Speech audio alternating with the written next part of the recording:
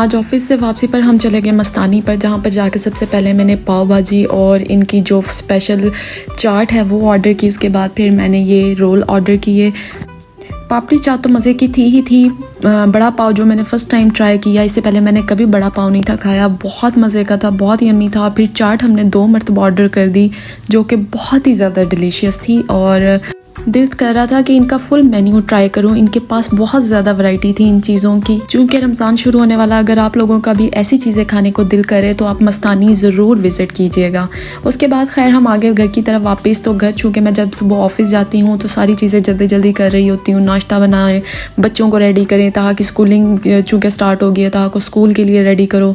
और सबसे पहले तो ताहा को स्कूल के लिए सुबह टाइम उठाना ही बड़ा मुश्किल टास्क होता है, क्योंकि रात को मेरा बच्चा जो है वो जल्दी सोता नहीं है और सुबह उसने स्कूल के लिए उठना नहीं होता। लेकिन मुझे एक बात की बिल्कुल समझ नहीं आती कि पूरा वीक इनको उठाते रहे, इन्होंने नहीं उठना होता, लेकिन संडे वाले दिन ये 2 घंटे पहले उठ जाते हैं। मतलब लास्ट संडे भी मेरे साथ ऐसा हुआ कि मेरा दिल था कि बच्चे 8 बजे तक तो एटलीस्ट सोते रहे, लेकिन दोनों ऐसे हैं कि दोनों 6 बजे ही उठ गए। और ये दुख हमारा सबसे बड़ा दुख होता है, छुट्टी वाले दिन बच्चों का जल्दी उठ जाना। खैर ताहा की तो अभी स्कूलिंग चूँकि न्यू स्टार्ट हुई है और ताहा आजकल वैसे ही इमोशनली बहुत ज़्यादा सेंसिटिव हुआ है कि जब हमने सुबह उठना है तो हमने स्कूल नहीं जाना, लेकिन खैर स्कूल जाके नॉर्मल हो जाते हैं। तो जब स्कूल से ऑफ होता है तो फिर हमने स्कूल से वापस डे केयर नहीं आना। तब ताहा की बस ये होती है कि no school, no day care, only home, let's go home. ये लास्ट वीक तो वैसे ही फुल टाइम इमोशन से भरा हुआ था। मतलब मेरी लाइफ की सारी चीज़ें एट अ टाइम इस तरह मिक्स हुई हुई हैं कि समझ ही नहीं आ रही कि सब चीज़ें कैसे सॉर्ट आउट होंगी। मतलब ताहा को स्कूल के लिए नॉर्मल करना, मेरे हस्बैंड का ट्रांसफ़र हो जाना और ताहा के स्कूल के नियरेस्ट अपने घर को शिफ्ट करना। चूँकि ऑलरेडी हम रेंट पे हैं तो मेरे हस्बैंड चूँकि आउट ऑफ सिटी चले जाएंगे, तो बच्चों के साथ अकेले मैनेज करना और मतलब सब कुछ समझ ही नहीं आ रही कि कैसे चीज़ें सारी चल रही हैं। और फिर रमज़ान की एक अलग टेंशन थी कि मुझे पूरा रमज़ान अकेले गुजारना पड़ेगा अपने हस्बैंड के बगैर। मेरे हस्बैंड किसी और सिटी में गुजारेंगे, मैं यहाँ किसी और जगह पे गुजारूंगी अकेले बच्चों के साथ। तो इमोशंस की हाइप ऐसे क्रिएट हुई थी कि थोड़ी थोड़ी सी बात पर ऐसे आंसू आंखों में आ रहे हैं, समझ ही नहीं आ रही ये चीज़ कैसे मैनेज होगी। लेकिन खैर अल्लाह ताला की हर काम में कोई ना कोई बेहतरी होती है, यही सोच के सब्र आ जाता है दिल में। खैर जैसे ही घर आई तो फिर मैंने सोचा कि नहीं भाई अब सारी चीज़ें ये जल्दी से ये जो किचन में मेस क्रिएट हुआ है इसको जल्दी से सफाई करूँ। उसके बाद फिर किचन साफ़ किया। किचन साफ़ करके साथ ही मैंने सहरी के लिए आटा भी गूंदा, चूँकि आज पहली सहरी है। अल्हम्दुलिल्लाह रहमतों बरकतों और ब्लेसिंग वाला मंथ ये स्टार्ट होने जा रहा है। आप सबको भी रमज़ान की बहुत बहुत मुबारक हो। अल्लाह ताला आप सबके लिए भी बहुत ज़्यादा आसानियाँ पैदा करें।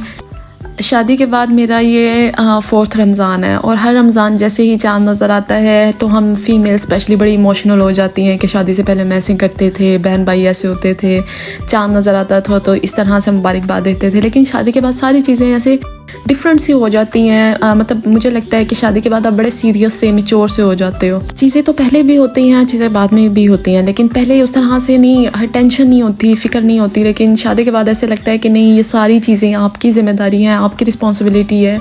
मतलब मैंने जो अलार्म सेट किया तो मैंने सिर्फ एक अलार्म नहीं, मैंने 4-5 डिफरेंट टाइम के 5-5 मिनट के गैप से अलार्म सेट किए कि ये ना हो मैं कहीं सोई ना रह जाऊं। और जब सोई भी हूं तो बार बार आंख खुल रही थी कि कहीं मेरी वजह से मेरे हस्बैंड की सहरी ना रह जाए, मेरी सहरी ना रह जाए।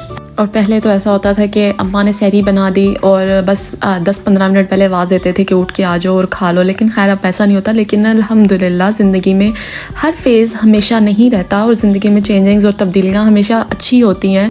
कल वो हमारा टाइम था, आज हमारा ये टाइम है, कल हमारी वजह से किसी और का वो टाइम हो जाएगा इंशाल्लाह, अल्लाह खैर करे। तो जल्दी से अपने किचन को समेटने के बाद मैंने सबको रमज़ान की मुबारकबाद दी फैमिली में और फिर अपने अलार्म वगैरह सेट करके नमाज़ पढ़ के तरावी पढ़ के जल्दी से सो गई। और अलार्म बजने से पहले ही, मतलब 1 घंटा पहले ही मैं उठ गई।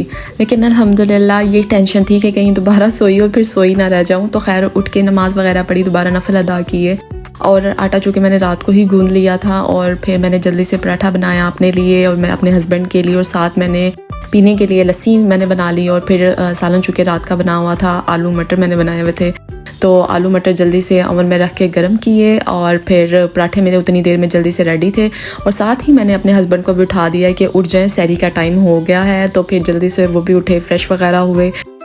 अमूमन मैं नाश्ते में इतना हैवी पराठा नहीं खा सकती, लेकिन चूँकि सहरी थी तो अपना बनाया और अपने हस्बैंड के लिए बनाया। तो सोचा कोई नहीं, आज का दिन पराठा खा के ट्राई करती हूँ कि सारा दिन कैसे गुजरता है। तो पराठे के साथ लस्सी और फिर साथ सालन, बस सिंपल सी हमने सहरी की।